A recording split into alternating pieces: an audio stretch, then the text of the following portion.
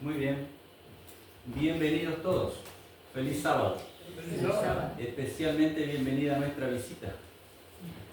Bienvenida. Hace rato no lo teníamos por acá. En un sábado, pero bien, ahora están presentes y estamos contentos y agradecidos. Vamos a comenzar. ¿Se acuerdan ustedes el sábado pasado que estudiamos? Porque hicimos en realidad una introducción al estudio. Estamos en Apocalipsis capítulo ¿cuál? A ver si ustedes recuerdan. ¿No? ¿No? ¿Dónde están las trompetas?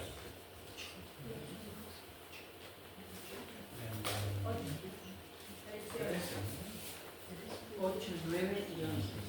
Muy bien, capítulo 8, capítulo 9 y capítulo 11. Allí están las trompetas del Apocalipsis. Famosas trompetas que están resonando en algunos oídos y en algunas voces como un cumplimiento inmediato de ellas. Y ya habíamos visto el sábado pasado que este libro, Mensaje Selecto, tomo 3, capítulo 12, nos advierte y denuncia a aquellos justamente que están haciendo esta tarea, trayendo al tiempo actual un cumplimiento literal de estas trompetas. Y nosotros como adventistas del séptimo día sabemos bien que tuvieron un cumplimiento ya pasado y todavía están en cumplimiento. Bueno, tenemos que ver cuál de ellas está en cumplimiento para decir que no puede haber un cumplimiento nuevo sin haber terminado siquiera las trompetas ya anunciadas en estos capítulos. Y la denuncia que hace la sierva de Dios justamente es para que nosotros mismos tengamos en cuenta de que el enemigo sigue siendo enemigo y lo que hace es confundir, lo que hace es tergiversar, y el Señor nos ha dado su palabra para que podamos ser libres de estos engaños que aparecerían en el tiempo final. La pregunta que les hago, de paso les doy la bienvenida a nuestros hermanos, perdonen que no los he hecho antes, a nuestros hermanos que nos miran a través del Facebook. Bienvenidos todos. Quizás algunos es la primera vez que están mirando este tema. El sábado pasado hicimos esa introducción porque nos interesa saber la verdad con respecto a las profecías, especialmente de Daniel y Apocalipsis. Y como este tema de las trompetas es lo que está agitándose ahora, el Señor nos invita a que consideremos cuál es el mensaje que se les dio a los pioneros, o sea, a nuestros hermanos, cuando nació el adventismo. La Iglesia Adventista del Séptimo Día nace luego de la profecía más larga de la Biblia, de las 2300 tardes y mañanas. Cuando se cumple, el Señor levanta un pueblo especial para darle una luz especial. Recuerden ustedes que el pueblo de Dios anterior a eso venía de una persecución tremenda. ¿De cuántos años? Ustedes lo deben saber.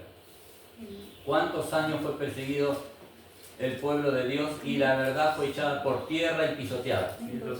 1260 años. Eso está dentro de la profecía de las 2300 tardes y mañanas. Y luego del cumplimiento de la profecía de Daniel capítulo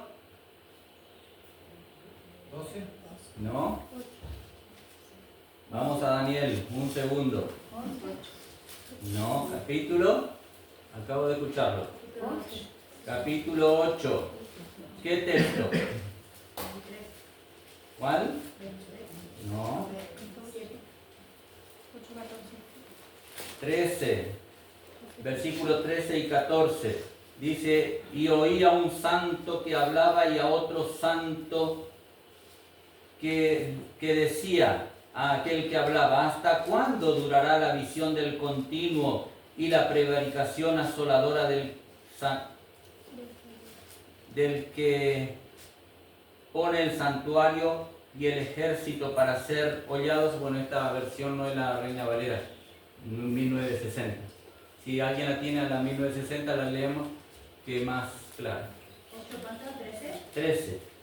Entonces oía un santo que hablaba, y otro de los santos preguntó a aquel que hablaba: ¿hasta cuándo durará la visión del continuo sacrificio y la prevaricación asoladora, entregando el santuario y el ejército para ser pisoteados? Y él dijo: hasta 2300 tardes y mañana, luego el santuario será purificado. Muy bien, esta es la profecía que estudiaron los pioneros, que venían como semillas de los reformadores, y entonces cuando se encuentran con este mensaje de Daniel, comienzan a estudiar.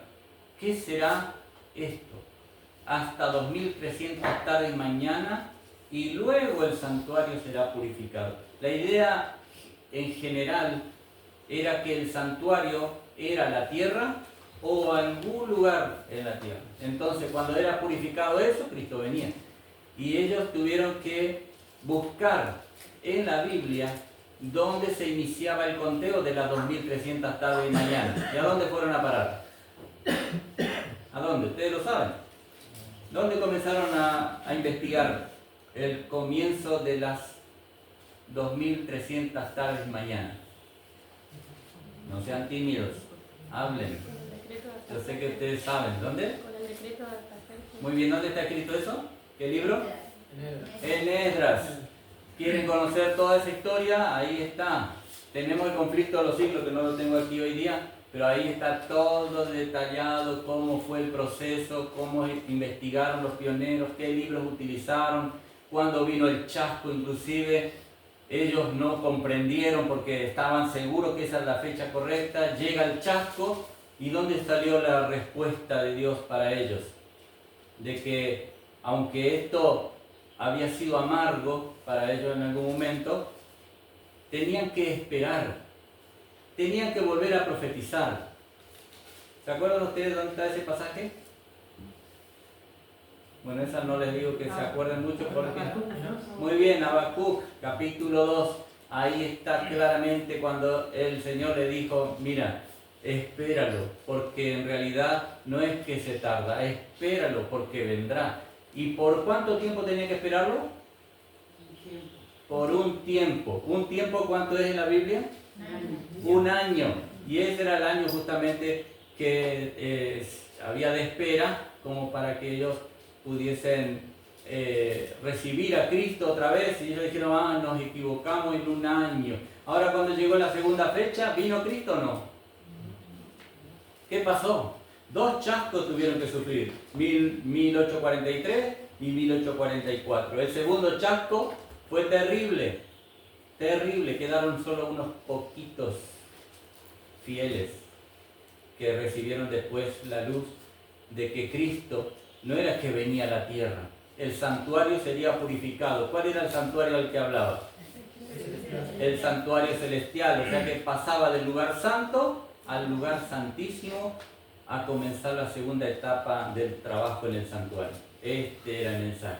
Bueno, eso es solamente estoy haciendo una introducción, no se trata de esto el tema hoy, pero para que tengamos una idea cómo el Señor levantó un pueblo y le empezó a dar una luz que había sido pisoteada por años, y ahora Dios estaba levantando mensajeros y mensajes correctos. Y este mensaje de las trompetas también lo han recibido ellos, los pioneros, también el de las iglesias, el de los sellos y el de las trompetas. Y aquí tenía la primera pregunta: ¿ustedes para qué época piensan que fue dado el Apocalipsis? ¿A partir de dónde? ¿Desde cuándo nosotros tenemos que considerar el Apocalipsis? Porque nosotros leemos la Biblia en distintas partes y nos llevan al final y nos llevan al principio, ¿verdad? Ahí, como dice Isaías, texto sobre texto, línea sobre línea, un poquito aquí, un poquito allá, y toda la Biblia la manejamos así. Pero el Apocalipsis especialmente, ¿para qué tiempo fue dado? ¿Desde cuándo? La era cristiana. La era cristiana. ¿Y cuándo comenzó eso? 1844. No, La era cristiana. la era cristiana. La ascensión de Cristo. Muy bien, cuando Cristo asciende a los cielos, comenzó justamente el cumplimiento de esta profecía. Vamos a leerlo, vamos rápidamente ahí. Capítulo 1:1 de Muy bien, vamos al capítulo 1 de Apocalipsis. Aunque después nos vamos a detener en el capítulo 7, el 8, en el 8 y el 9, pero ahora miren lo que dice aquí. Apocalipsis capítulo 1. La revelación de Jesucristo que Dios le dio para manifestar a sus siervos las cosas que deben acontecer pronto, y la declaró enviándola por su ángel a Juan su siervo, el cual ha dado testimonio de las palabras de Dios y del testimonio de Jesucristo y de todas las cosas que él vio. Bienaventurado el que lee y los que oyen las palabras de esta profecía y guardan las cosas en ellas escritas, porque el tiempo está cerca. Miren desde cuándo tenemos que considerar el Apocalipsis. Desde que Cristo asciende a los cielos, porque allí también tenemos lo primero que ve Juan es una imagen de Cristo glorificado. Ahí lo dice todo en el primer capítulo. Y él queda admirado por lo que ve. Una maravilla. Cristo ya no era hombre solamente, sino que ahora tenía toda la apariencia del Dios eterno, juntamente con su naturaleza humana, por supuesto, ¿verdad? Nunca la va a quitar.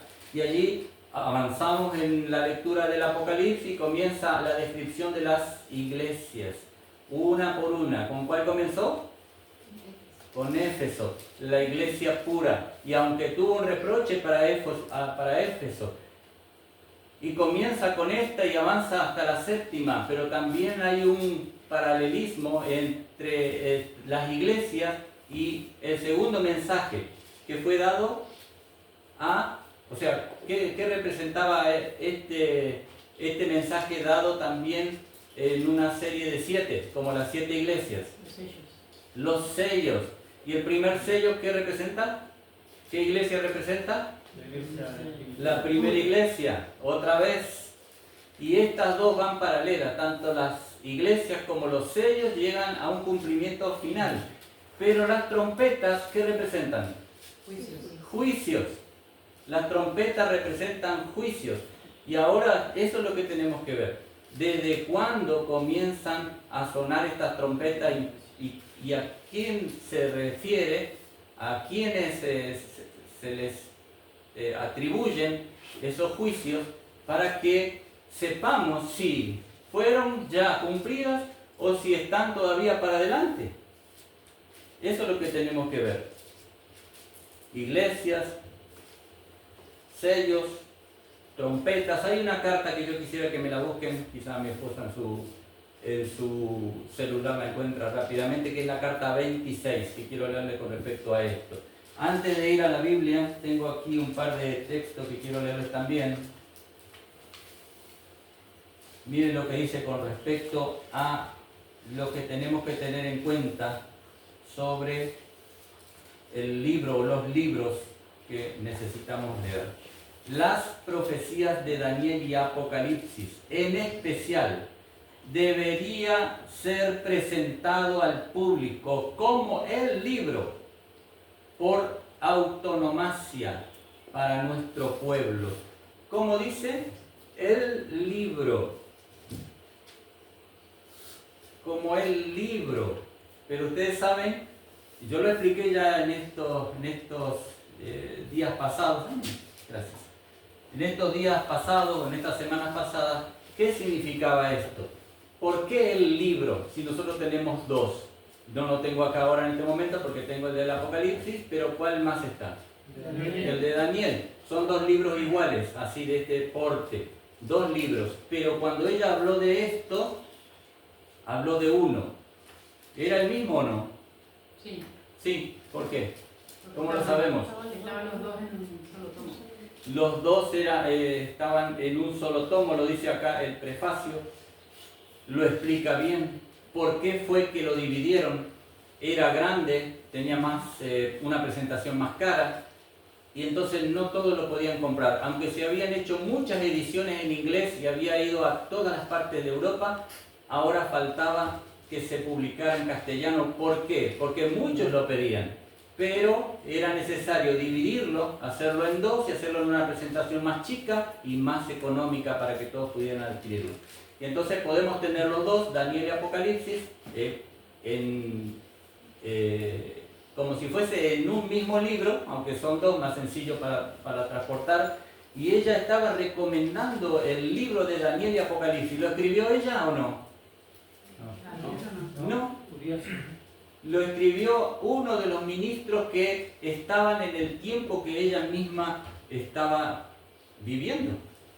Y era parte de la iglesia. Se llamaba Urias Smith. Y ella ahora en esta cita dice que las profecías de Daniel y Apocalipsis en especial debieran ser presentadas al público como el libro por autonomacia para nuestro pueblo. ¿Se acuerdan ustedes qué era autonomacia? Ya lo habíamos dicho la otra vez. ¿Cómo es presentado? ¿Cómo qué? Por autonomacia o por recomendación. Un libro recomendado. ¿Y quién lo recomendó? ¿Elena de White? Dios. ¿Elena de White hablaba por sí misma? ¿Sería profeta si hablaba por sí misma haciendo una recomendación de alguien que no era profeta? ¿Que era un hermano común? ¿Un ministro de Dios? No sería profeta, pero el Señor le dijo a su sierva, este libro tiene que ser recomendado. Tanto Daniel como Apocalipsis son para el tiempo final y debemos entenderlos. Traducido a muchos idiomas diferentes, será un poder para iluminar el mundo. Este libro se ha vendido muy bien en Australia y Nueva Zelanda. Leyéndolo, muchas almas han llegado a un conocimiento de la verdad. He recibido muchas cartas expresando aprecio por este libro. ¿Saben ustedes que el único libro que toma nota de cada texto, cada versículo del Apocalipsis y de Daniel es este, el de Urias Smith? Ningún libro de Elena de White habla de cada versículo del Apocalipsis y de Daniel, ninguno. Hace algunas menciones en algunas partes, pero no como este libro. Este explica desde el primero hasta el final. Miren si le ha dedicado horas de trabajo, de oración y de consagración para que Elena de White, a través de una inspiración, diga, ese libro hay que recomendarlo, tienen que leerlo, porque acá está la verdad. Porque en el final aparecerían algunos, y lo denuncio aquí, aparecerían algunos diciendo que las trompetas tienen un doble cumplimiento. Eso ya lo mencioné el sábado pasado. Tienen un doble cumplimiento. Y el Apocalipsis a punto de cumplirse. Es el título que se le pone ahora cuando se enseña sobre las trompetas. El Apocalipsis a punto de cumplirse. Y entonces comienzan a hacer una lectura literal de cada cosa que dice allí, y claro, la gente empieza a ver una película de las famosas de Hollywood, donde todo es espectacular. Lo que va a pasar en este mundo es terrible, no sé quién va a poder sobrevivir, porque ahora voy a hacer la lectura de la primera trompeta, de la segunda, posiblemente de la tercera, y si nos da el tiempo, de la cuarta en este día. Pero el tiempo ya ustedes saben, ¿no?, que es un tirano para nosotros. Si no lo podemos hacer completamente, yo voy a seguir analizando con ustedes las trompetas. No va a ser el último capítulo, porque se acuerdan que les dije anteriormente, si era necesario hacer una serie de esto, lo vamos a hacer. Lo importante es que lo comprendamos. Miren esta cita. Todavía viven unos pocos que pasaron por esta experiencia obtenida al establecer esta verdad. Dios ha sostenido con amor la vida de ellos para repetir y repetir hasta el fin de sus vidas la experiencia por la cual atravesaron, así como Juan el apóstol hasta el mismo fin de su vida. Y los portaestandartes que cayeron por la muerte han de hablar por medio de la reimpresión de sus escritos. Se me ha instruido que de esta manera se oirá su voz. ¿La voz de quién? De Dios. Han de dar su testimonio de lo que constituye la verdad para este tiempo. Y ella está hablando de otros, no de sí misma. Ella está hablando que vivían en su tiempo otros que habían pasado por la experiencia adventista y habían escrito cosas. Y ahora lo está recomendando. Y una de esas cosas es esta. Urias Smith. Y no es el único. Hay varios que han escrito y que sería bueno que nosotros considerásemos esos escritos y los consiguiésemos. Tenemos algunos, pero los consiguiésemos y le dedicáramos tiempo para poder volver otra vez ¿a dónde? A las sendas antiguas. A la senda antigua, a las raíces, ahí donde Dios estableció esto. Porque en este último tiempo, recuerdan dos versículos que le di el sábado pasado. Mateo 24:4 que decía: mirad que nadie os engañe, porque se levantarán muchos engañadores y a muchos se engañarán. Y el otro era A la ley del testimonio. San Juan 5:39.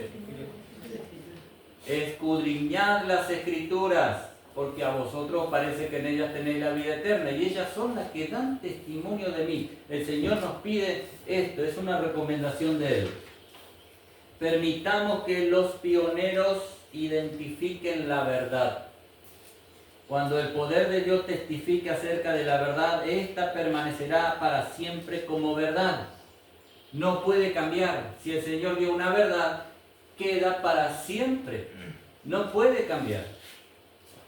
No debe aceptarse ninguna suposición posterior contraria a la luz que Dios ha dado.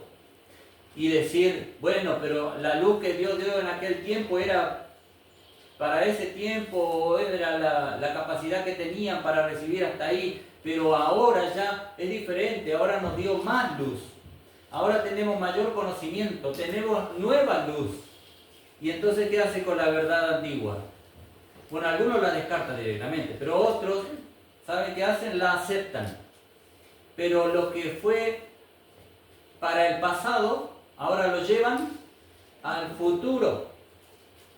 ¿Y eso dónde lo decía? En este libro, Mensaje Selecto, tomo 3, capítulo 12. Léanlo entero, con oración, con detenimiento, porque ahí el Señor le va a decir claramente lo que está pasando.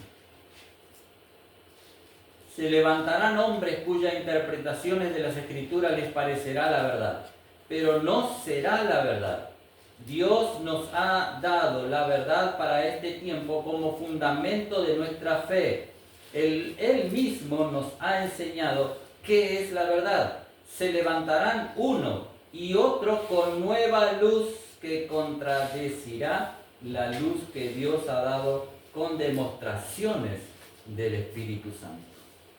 ¿Estaba claro lo que iba a pasar en este tiempo?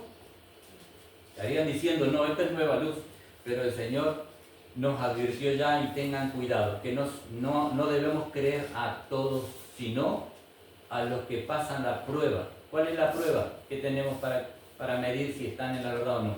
A la ley del testimonio. Muy bien, Isaías 8:20. A la ley y al testimonio. La ley expresada, aquí está la ley. ¿Y el testimonio? El espíritu de profecía. Si no pasa conforme a esto, si la prueba no la pasan, están en tinieblas, están en oscuridad. Y entonces nosotros no tenemos por qué seguir a hombres que no han sido inspirados por el Señor, sino que han sido guiados por su propia sabiduría. Sabiduría humana, no divina. Y así muchos serían engañados. Vamos allá, en un instante, a las trompetas de Apocalipsis capítulo 8. Vamos a leer desde el versículo 2, que dice lo siguiente: y vi los 7 ángeles que estaban en pie delante de Dios, y les fueron dadas 7 trompetas. Y otro ángel vino y se puso en pie delante del altar, teniendo un incensario de oro, y le fue dado mucho incienso para que lo ofreciese con las oraciones de todos los santos sobre el altar de oro que estaba delante del trono. De paso, aquí ya lo habíamos visto la otra vez. ¿Dónde está ubicado este ángel? ¿Dónde está ubicado este mensaje? En el lugar santo. En el lugar santo del santuario celestial. En el lugar santo del santuario. ¿Cuándo concluyó la obra de Cristo en el lugar santo? En 1844. ¿Se puede aplicar este mensaje después de 1844? No, tiene que estar antes de eso. O sea que lo que vamos a leer a partir de aquí tiene que estar ubicado antes de que Cristo saliera del lugar santo y comenzara su ministerio en el lugar santísimo. ¿Cómo es posible que nosotros hagamos este cambio? Que el hombre se atreva a sacar del lugar correcto la palabra de Dios y ponerla donde se le da la gana al hombre. Y crea y piense que Dios no le va a pedir cuenta. Si no tuviese conocimiento yo no diría nada. Pero la persona que tiene conocimiento, que ha estudiado teología, que sabe bien el mensaje adventista del séptimo día, no puede hacer esto con la palabra de Dios. De lo contrario va a rendir cuenta. Y no solo por sí, sino por todos aquellos que ha engañado. Y el humo del incienso subió de la mano del ángel delante de Dios con las oraciones de los santos. Y el ángel tomó el incensario y lo llenó del fuego del altar y lo arrojó a la tierra. Y hubo voces y truenos, relámpagos y terremotos. Y los 7 ángeles que tenían las 7 trompetas se aprestaron para tocarlas. Y el primer ángel tocó la trompeta y hubo granizo y fuego mezclados con sangre, y fueron arrojados sobre la tierra, y la tercera parte de los árboles fue quemada, y toda la hierba verde fue quemada. Esta es la primera trompeta. Imagínense. Y a algunos yo les pregunto, ¿ustedes se imaginan cuando venga esto, cuando suene esta trompeta y pase esto que dice aquí? Que fuego, sangre, ¿qué más? Granizo caigan sobre la tierra y se queme la tercera parte de los árboles. Y veamos una devastación tan grande como esa. Qué terrible. ¿En qué momento puede llegar a pasar esto? ¿Alguien me lo podría decir? ¿Alguien me lo podría comentar? Por lo menos decir, ¿cuándo va a suceder esto? ¿En qué momento? Después de que se termine el tiempo de gracia. No.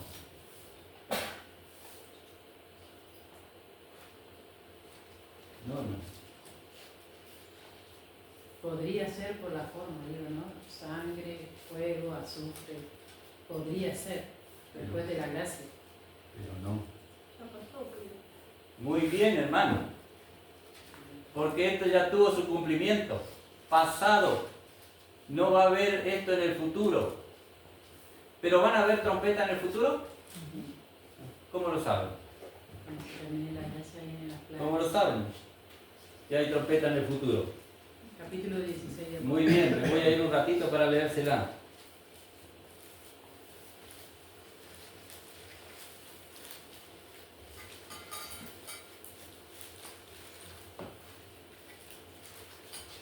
Vamos a ver si encuentro rápidamente la cita.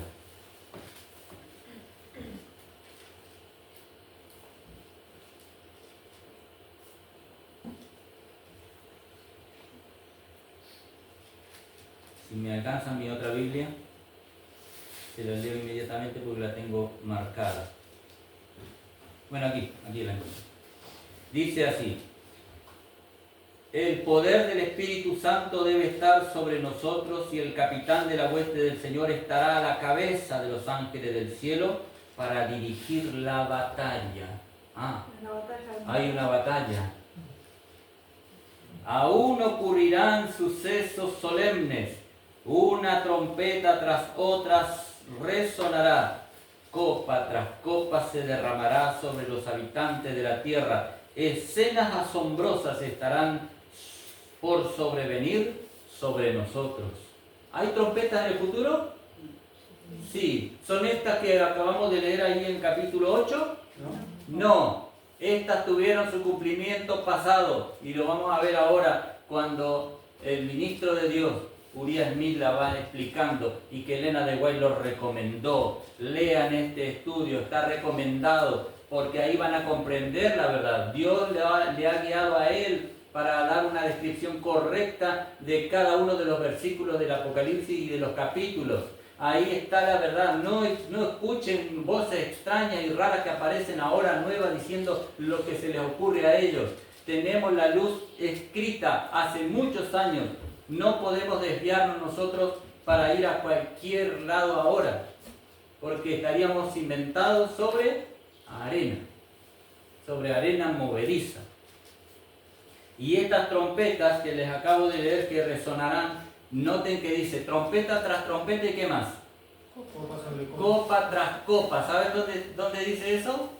En Apocalipsis 16. Pasan todas las trompetas antiguas, 8, 9, 10, 11.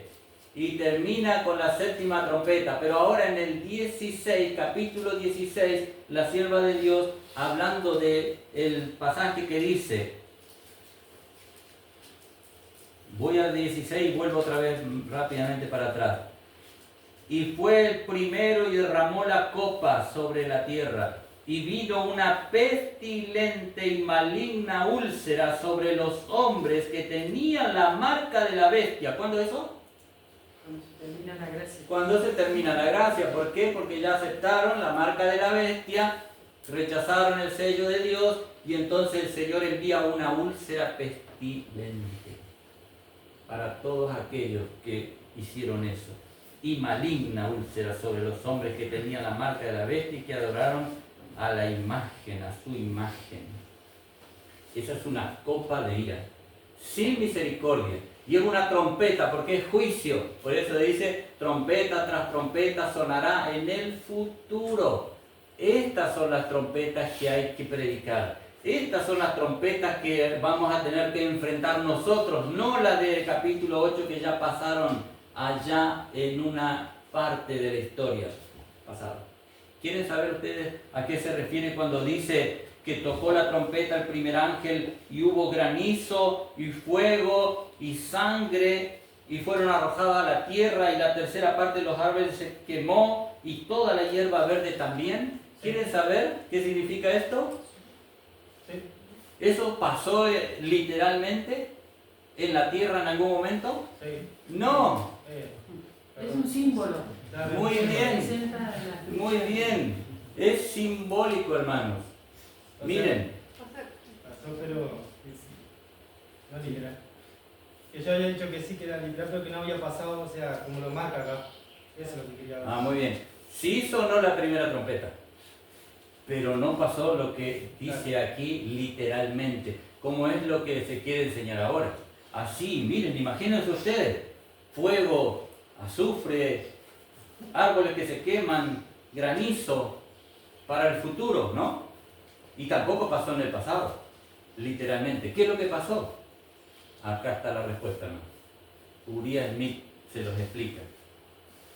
Dice, hablando de las trompetas, se reanuda la consideración de las 7 trompetas, que ocuparán el resto de este capítulo y todo el 9. El símbolo de las trompetas tocadas por los 7 ángeles complementan lo que anunciaba la profecía de Daniel 2 y Daniel 7. ¿Por qué? ¿Cómo lo sabemos? ¿A qué se refiere Daniel 2 y Daniel 7?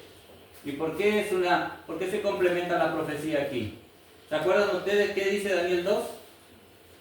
¿A qué representación hay ahí? Una estatua, ¿verdad? Esta estatua tiene ¿cuántos metales que la representan? 4. El primero era cabeza de oro, Babilonia. Segundo, plata. ¿Qué representaba? Los medos y los persas. El tercero, bronce. ¿Quién representaba? Grecia. Y el cuarto, hierro. ¿A quién representaba? A Roma. Y luego viene la piedra a los pies, que estaba mezclada con barro y hierro, y la desmenuza y destruye todo. Que representaba entonces los pies a el imperio romano que se iba a dividir. ¿Verdad? ¿Cómo se hizo? Lógicamente. Y entonces la piedra, Cristo, destruiría totalmente la imagen. Y entonces es un complemento a las trompetas de Daniel 2 y Daniel 7. Eso lo pueden ver ustedes, porque allí está hablando de los imperios y que no había más que eso. Y por eso, cuando viene el juicio de las trompetas, ¿a quién viene? ¿Viene a Babilonia? ¿Vino a Babilonia la primera trompeta? ¿Sí o no? No. ¿Vino a los medos y a los persas? No. ¿Vino a Grecia? No. ¿A quién vino? A Roma.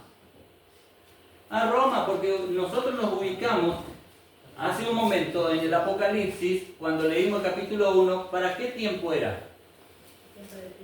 Para el último tiempo, o sea que inmediatamente que Cristo estaba dando ese mensaje iba a venir el primer juicio. ¿A quién? A Roma. Roma era el imperio en ese momento. Era la cabeza mundial. Eran los romanos los que gobernaban el mundo. Y tenía que ser destruida. ¿Verdad? ¿Sí o no? Tenía que ser destruida Roma. Tenía que caer como imperio. Y entonces comenzarían los juicios. Las trompetas. ¿Saben cuántas trompetas sonaron para destruir a Roma? Las primeras 4. Muy bien. Las primeras 4 trompetas que vamos a leer son la destrucción de Roma. Ese es el cumplimiento real. Lo dice aquí, no solamente ahí, ¿no? También lo podemos notar nosotros con la Biblia, de que no se contradice, porque el último imperio era Roma, tenía que ser destruido. Y el Señor en Apocalipsis, a partir de ahí, habló, y Él había ascendido, había sido muerto por el poder romano, instigado por los judíos. Ahora Cristo no estaba, pero tiene a su siervo el que le da el mensaje para adelante. Y comienza dándole lo de las iglesias, lo de los sellos que van paralelos y el juicio. Y cada uno de ellos termina con un juicio. ¿Cómo se la llama la iglesia de la Odisea? La iglesia del juicio. ¿O no? Y así cada uno de esos, hermanos. Dios es sabio y nos fue dando claramente todo para que podamos comprenderlo nosotros también. Sencillo es, no es difícil. ¿Ustedes lo entienden o no? ¿Yo me hago entender o es difícil entenderme a mí? Algunos por ahí no me entienden nada y yo recibí un reproche de eso. Y me dijeron, a usted no se le entiende nada de cuando enseña. Y a mí me preocupa. Ustedes me entienden. Si ustedes me entienden, yo me voy contento y agradecido del Señor. Pero si no, me preocupa y voy a tener que pedir a Dios que me dé cómo enseñarles mejor para poder comprender. ¿Puedo ver aunque sea una mano de lo que van entendiendo? Amén. Bueno, gloria al Señor. Entonces me quedo tranquilo. Bendito sea Dios. Bueno, miren. Leo otra vez. El símbolo de las trompetas tocadas por las 7 ángeles complementan lo que anunciaba la profecía de Daniel 2 y 7 para después de la división del viejo imperio romano en 10 reinos. En las primeras 4 trompetas tenemos una descripción de los sucesos especiales que señalaron la caída de Roma. Está en la página 127 de este libro de Uriah Smith, escrito en la época de 1800 en adelante. Miren cuántos años hace que está escrito esto. Y ya estaba el Señor mostrando el camino. ¿Y por qué ahora quieren cambiarlo? ¿De dónde viene la idea de poner todo esto que ya pasó allá en el futuro? Cuando no existe nada que lo apoye, salvo esa cita que acabo de leer, que está en el contexto de lo que dijo la hermana Alexandra. ¿Cuál era el contexto? ¿Cuál era el contexto? ¿Lo escucharon ustedes? ¿Puede repetirlo, hermana?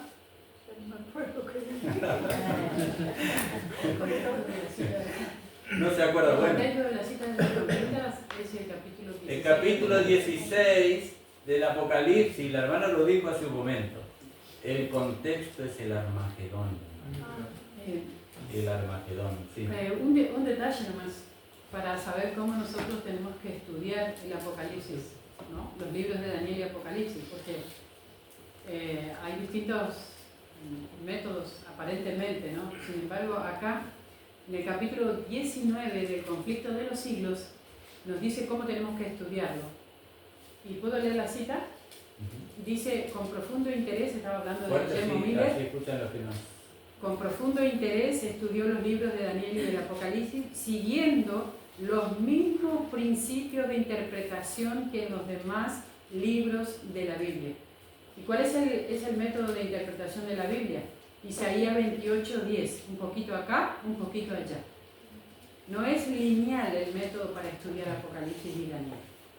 Acá lo deja bien claro en el capítulo 19 del conflicto de los siglos. Y dice un poco más. Dice, con gran gozo, hablando de Miller, comprobó que los símbolos proféticos podían ser comprendidos. Vio que en la medida en que se habían cumplido los símbolos, las profecías lo habían hecho literalmente, que todas las diferentes figuras, metáforas, parábolas, similitudes, etc., o estaban explicadas en su contexto inmediato, o los términos en que estaban expresadas eran definidos en otros pasajes, y que cuando eran así explicados debían ser entendidos literalmente.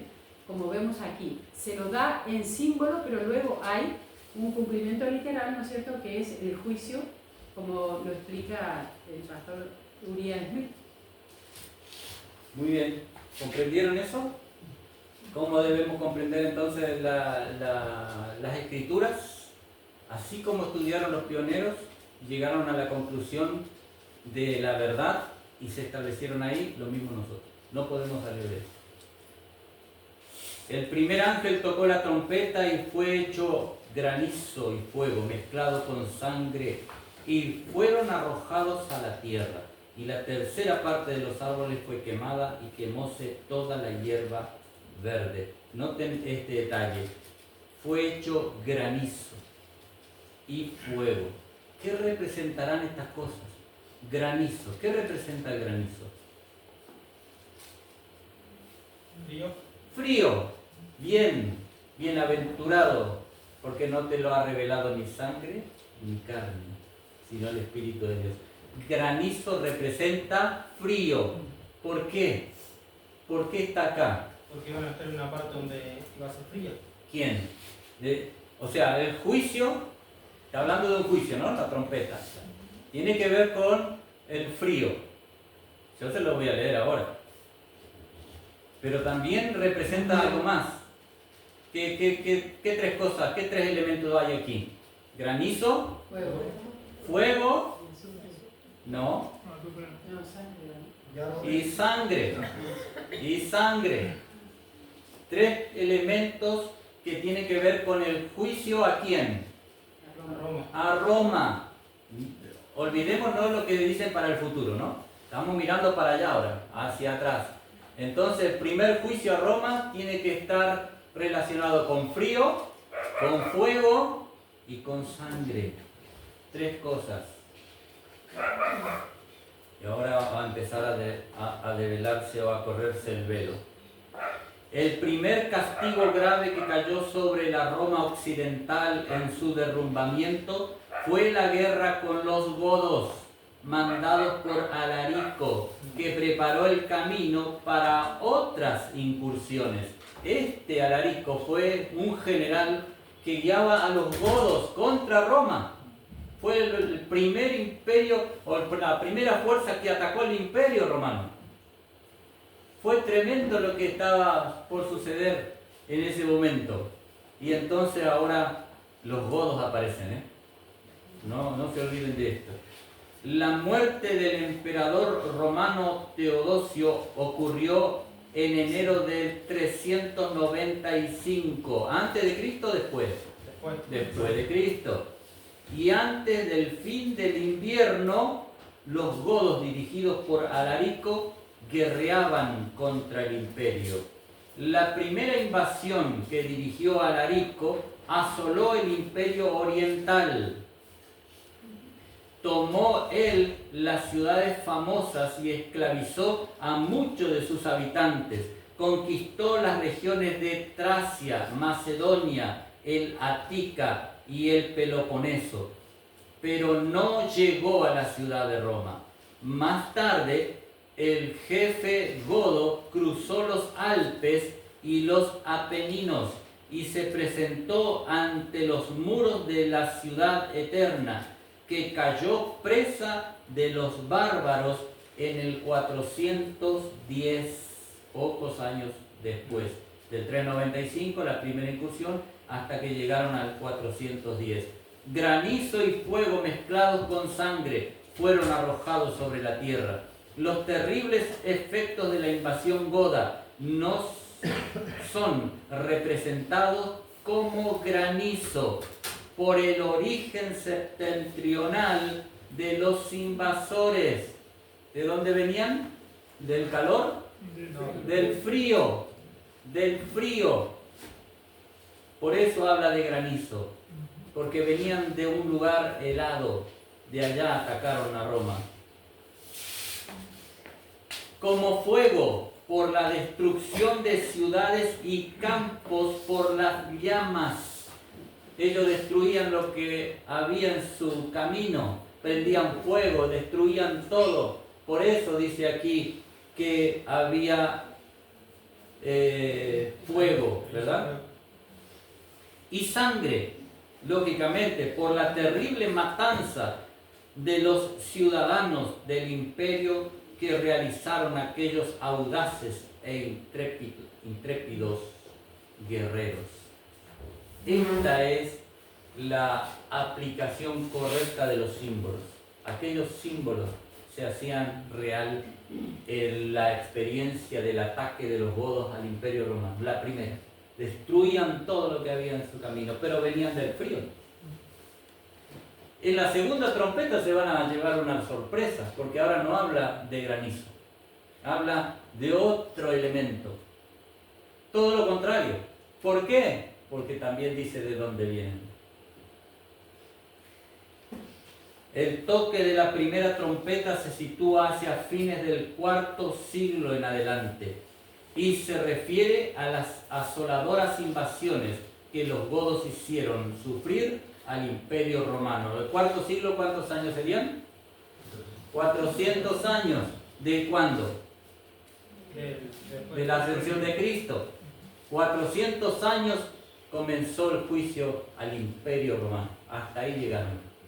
400 años comenzó a sufrirse las consecuencias. Ellos tenían todas las ciudades, todo lo que habían invadido, pero ahora vienen otros que Dios estaba usando para realizar este juicio contra este imperio. La nación goda estuvo en armas cuando se oyó el primer sonido de la trompeta, y a pesar de la insólita severidad del invierno, hicieron rodar sus carros sobre el ancho y helado lomo del río. Cruzaron el río en carros, estaba todo congelado. Los fértiles campos de Focia y Beocia quedaron cubiertos por el diluvio de bárbaros.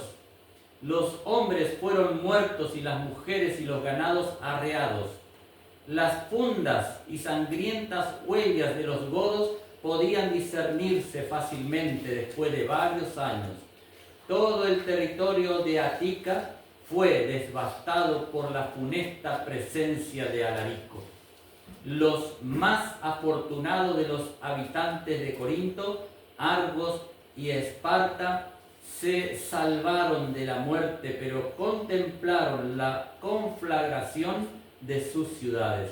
Durante una estación de tanto calor que se secaron los hechos de los ríos, Alarico invadió el dominio del occidente.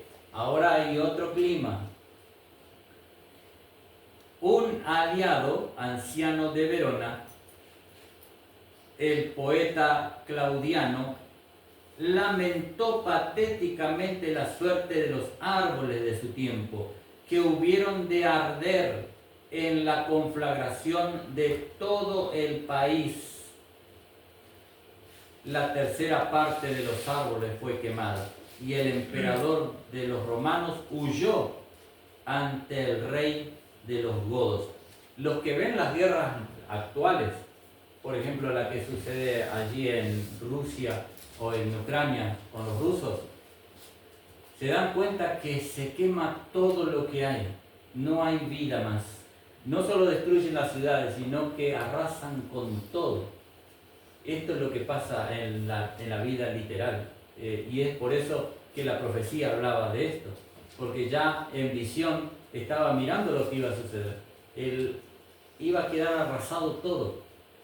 Tanto árboles, como ciudades, como personas. Fue terrible la masacre que se vivió en ese momento.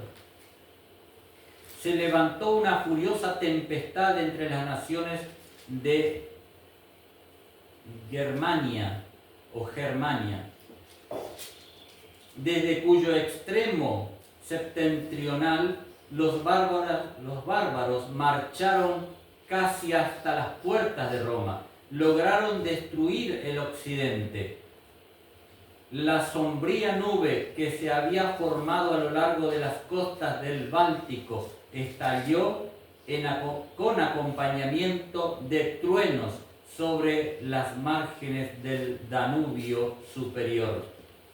Las praderas de Galias, donde pastaban rebaños y manadas, y las orillas del Rin, que estaban cubiertas de casas elegantes y predios bien cultivados, formaban un panorama de paz y abundancia, que se transformó repentinamente en un desierto, distinguido de la soledad de la naturaleza tan solo por ruinas humeantes. Muchas ciudades fueron cruelmente oprimidas o destruidas. Muchos millares fueron inhumanamente muertos. Las llamas consumidoras de la guerra se extendieron sobre al mayor parte de las 17 provincias de Galia. Luego Alarico extendió sus estragos a Italia. Durante 4 años los godos saquearon y reinaron sin control, y durante el saqueo e incendios de Roma, las calles de la ciudad se llenaron de cadáveres.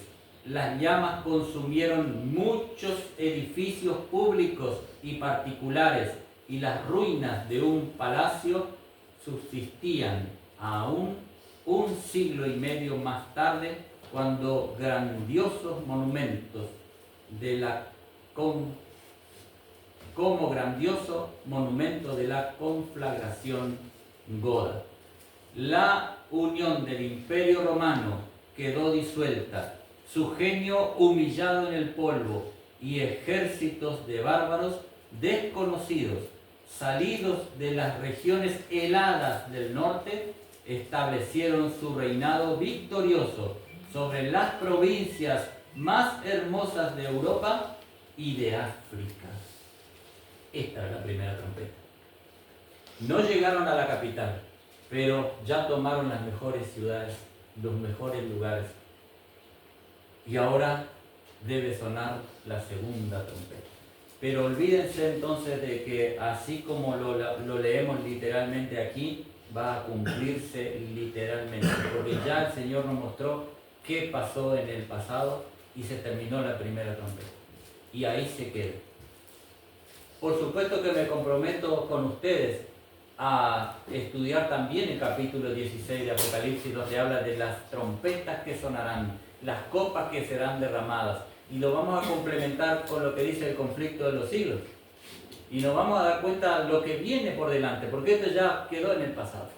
Y no tenemos por qué estar especulando sobre las otras trompetas que vienen por delante, que vamos a leer, donde un meteorito caerá sobre la tierra. Imagínense el desastre que eso va a suceder, donde todo será sacudido, donde no va a haber prácticamente habitante que pueda pasar esto. Todo eso que está escrito en el resto de las trompetas no es verdad, hermano. No se va a cumplir así, como está escrito acá. Tienen un simbolismo, y el simbolismo está explicado. La primera trompeta ya fue aclarada, y ahí debe quedar, en el pasado. Y se me terminó el tiempo. ¿Puede ser que haya pasado 1 hora ya? ¿Estamos? No. Pero no puedo iniciar la segunda trompeta porque